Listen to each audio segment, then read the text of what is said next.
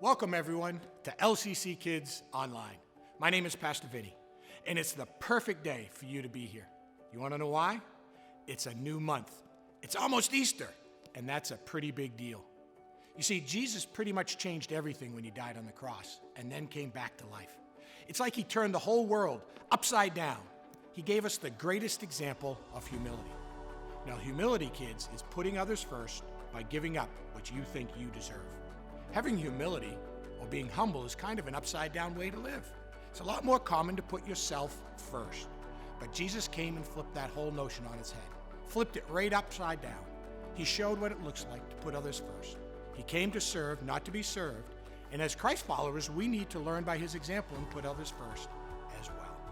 Starting today, we're looking at the events that led up to the greatest example of humility, when Jesus gave his life for us on the cross. Well, if you're ready, let's begin.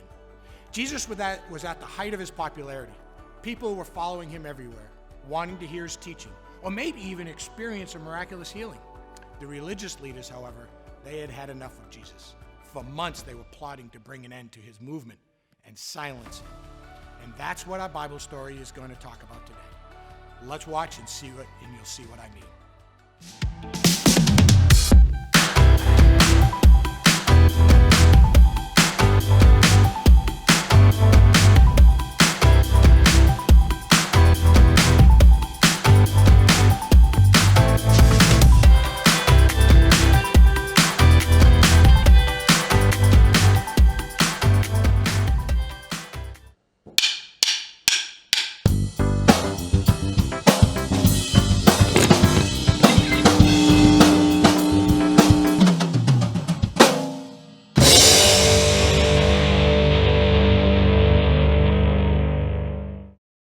What's it like to feel humbled?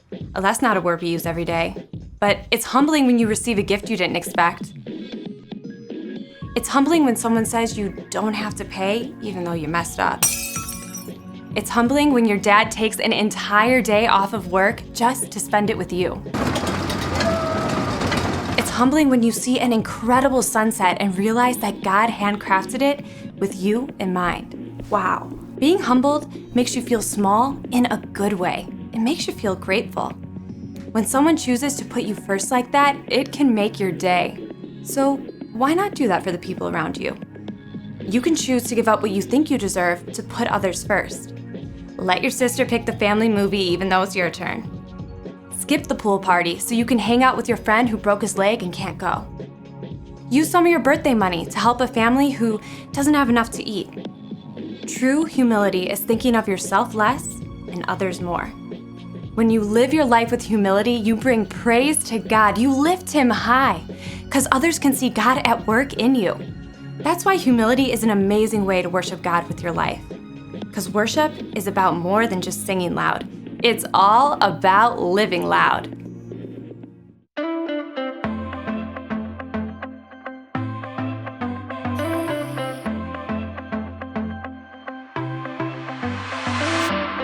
Everywhere that I go, you're there with me.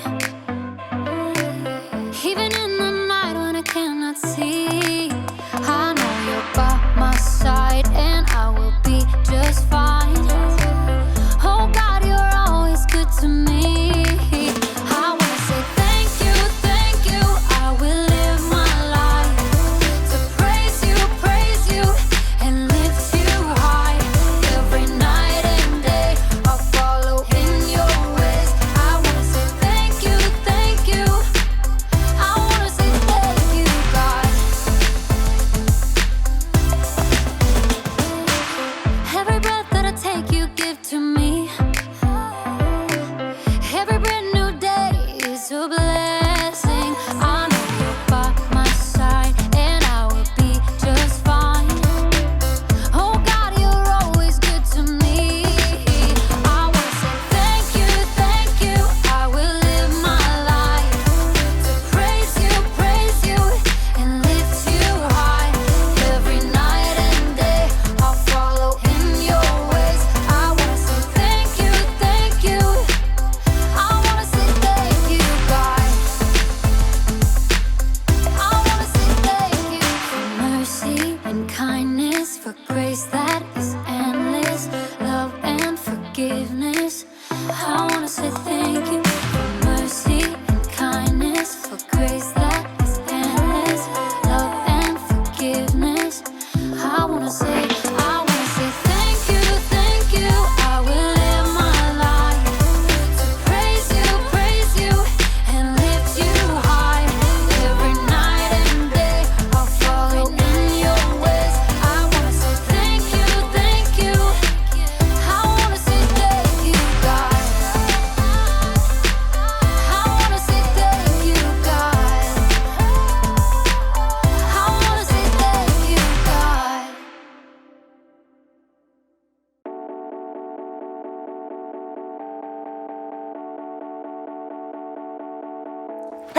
this is Jacob. Or, just Jake. Is everyone okay? There was like an earthquake or something in my room. I didn't feel it when I was outside my room, but then when I came in the room, everything was turned upside down. My table, my bed, also known as my couch, my Ferrari, my sculpture. That's better. I don't know how this could have. Wait a second. Is there such a thing as roomquake? Yeah, that must be it. Anyway, I'm supposed to talk to you today about something called humility. Humility is putting others first by giving up what you think you deserve. So that means like doing stuff for others, I guess? Like my friend Chris. He's really good at humility. I mean, he humiliates me like all the time. Am I saying that right? Humiliate. Humiliate. Humiliate. He shows humility to me. He's super busy, but he always takes the time to put me first by playing his April Fool's surprises on me. Like the time he put my keys in Jell-O. Or the time he made me a tray of brownies.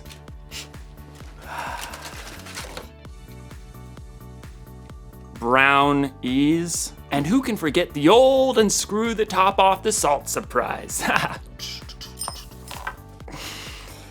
Chris is a funny guy. Hey, you know what I think? And this is just between you and me. Chris is the one who turned all my stuff upside down. It wasn't a roomquake after all. This must have taken a really long time. I mean, he turned all my stuff upside down. I do need to call my mom. This must have taken a lot of work. I'm not sure that it's fair that Chris keeps playing all these April Fool's month surprises on me, and I haven't even got him once. I don't deserve this. What I deserve is to get him back. Was that my toaster? The story today is about Jesus when he prayed in the garden while his friends couldn't even stay awake to keep watch. Jesus didn't deserve that. I wonder what he did about it. Stay tuned. I'm gonna come up with a way to turn the tables on Chris. Chris is gonna notice when he goes in his room the tables aren't the way he remembered them. I'm gonna get the revenge I deserve. I'm gonna get the revenge I deserve, is what I'm trying to say. Yeah, okay. The Bible. It's 66 books of history, stories, letters, and poetry that fit together to form God's one big story. The epic adventure of how he created us and loves us so much that he made a way to rescue us. As we travel through the Bible, from Genesis to Revelation, we discover people who met God and found their lives changed forever. And now for an amazing story, inspired by the book of Matthew, chapter 26, verses 36 through 56. For months, the Jewish religious leaders had been plotting to silence Jesus. He called us pretenders, snakes! On the Sunday before Passover, Jesus entered Jerusalem to great cheers from the crowds. Blessed is the one who comes in the name of the Lord! But even as the crowd swarmed in to see what Jesus would do and say, one of Jesus' closest followers, Judas, went to the religious leaders with a very sneaky plan. What are you willing to give me if I deliver him over to you? How about a cool 30 pieces of silver? Jesus knew these plans, but he also knew that his mission was to face those who hated him and let them take him without defending himself. He prepared his closest friends for this during a Passover meal, and then afterwards led them out of the city toward the Mount of Olives. Judas had already left them. In a little while, you will no longer see me. Then after a little while, you will see me. I came from the Father and entered the world. Now I am leaving the world and going back to the Father. The air cooled as the evening darkened. This very night, you will all turn away because of me. Peter, the most outspoken of Jesus' friends, quickened his step and tightened his hand on the sword he was carrying. All the others may turn away because of you, but I never will. What I'm about to tell you is true. It will happen tonight. Before the rooster crows, you will say 3 times that you don't know me. I may have to die with you, but I will never say I don't know you. Me too. Same. By the time Jesus and his friends reached the Garden of Gethsemane, they were exhausted.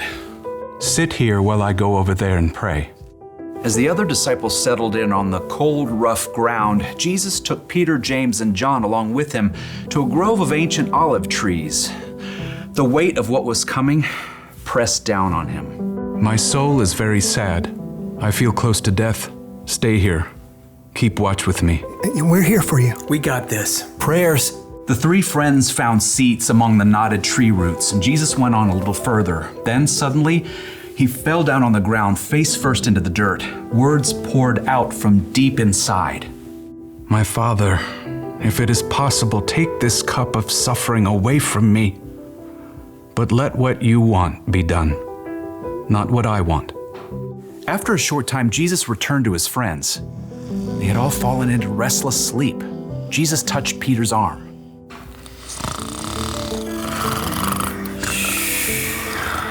What? Huh?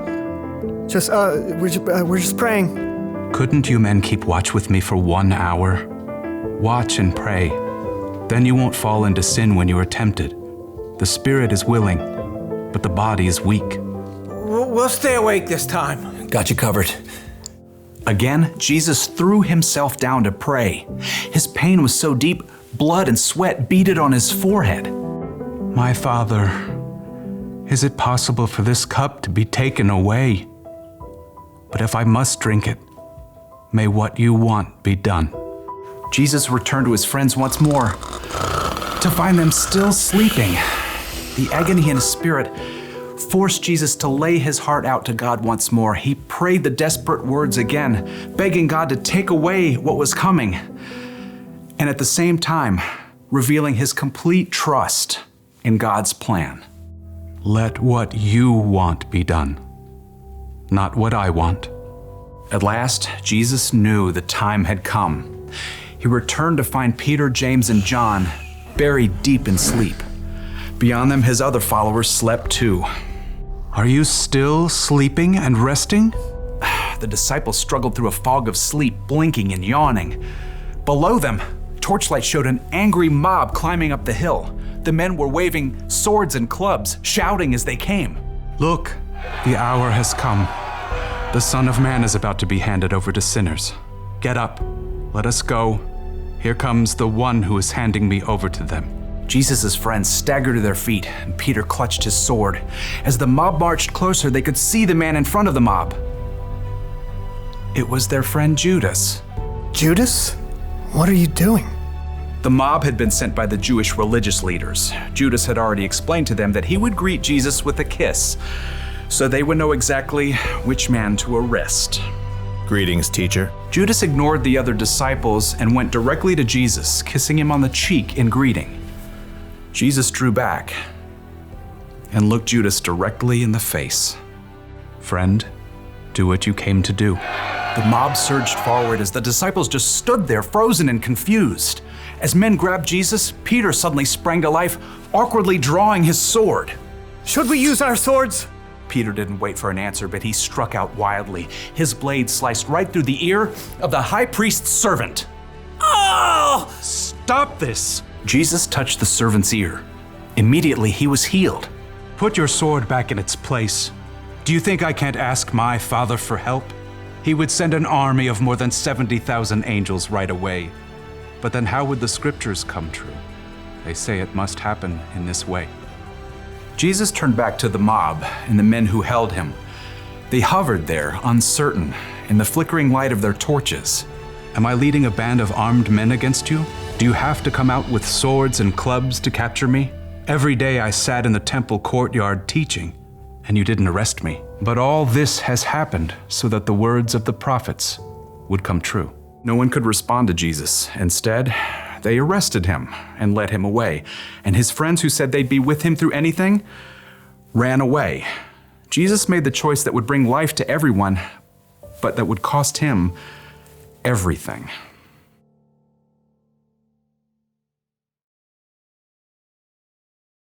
Somebody's gonna get a mustard-filled donut later, and I'm finally gonna get what I deserve. Hey, Did you know that Jesus didn't deserve all that stuff that happened to him? Like when his friends ditched him when he needed them, and when those people arrested Jesus even though he never did anything he wasn't supposed to? And then, when he was put on that cross, what? Jesus could calm a storm with his hand and bring dead people back to life. Why do you let all that bad stuff happen to him? Turns out, it was all a part of the plan. When God created the world a whole bunch of years ago, he knew people were gonna need help if they were gonna have a relationship with him. So, he told people he was sending someone who would have to pay for all the stuff they did wrong. And that someone was Jesus. But it's not like Jesus wanted to go through all that bad stuff. In the garden, he was like, God, any chance there's a different way to save the world and stuff? But then Jesus was like, it's not about what I want, God, because what you want is better. So, what did Jesus do to his friends in the garden who let him down? He put them first. And what did Jesus do to those people who arrested him for no reason? He put them first. And what did Jesus do for you, me, and the whole world? He put us first. It's kind of an upside down way of doing things. Putting somebody else first for no reason when they don't earn it or when they may not even deserve it. I bet we can put people first like Jesus did. We could let someone else pick what restaurant to go to or what video game to play. We could give up our place in line sometimes. Or when someone surprises us by turning our room upside down, we could choose to not get even. So, here's the one thing I learned today. Put others first. It's not about what we deserve. It's not about what we want. What God wants is better. So, April Fool's month or not, I'm gonna put people first. And Chris, if you're watching, keep the surprises coming. But I won't be taking my revenge. I'll just be sitting here, getting what I truly deserve. A delicious mustard-filled donut. Ah, that's some good stuff right there. That's some good mustard. See you next time.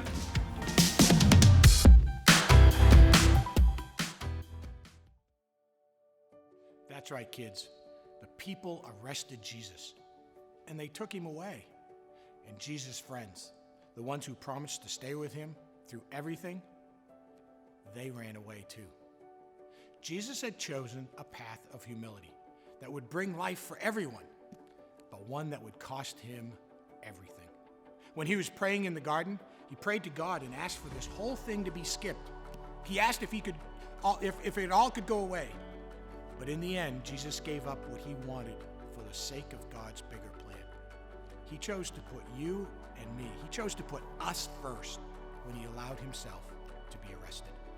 And eventually, when he died on the cross, to take the punishment for our sins. Jesus gave us the ultimate example of humility. He put us first. As Christ followers, you and I can choose to follow his example today. Kids, we need to put others first. That means putting someone else's needs above your own. It means giving someone else what they want, not demanding that you get what you want. It's not easy, but with God's help, we can choose to put others first. This is what Jesus and what God had planned all along. When Jesus prayed in the garden, even though it was super hard, Jesus faced it anyway. He put us first because he trusted God's plan. This was what God's big story was leading to. All throughout history, this was why God had sent Jesus in the first place. Jesus had come to die on the cross to pay the price for our sins.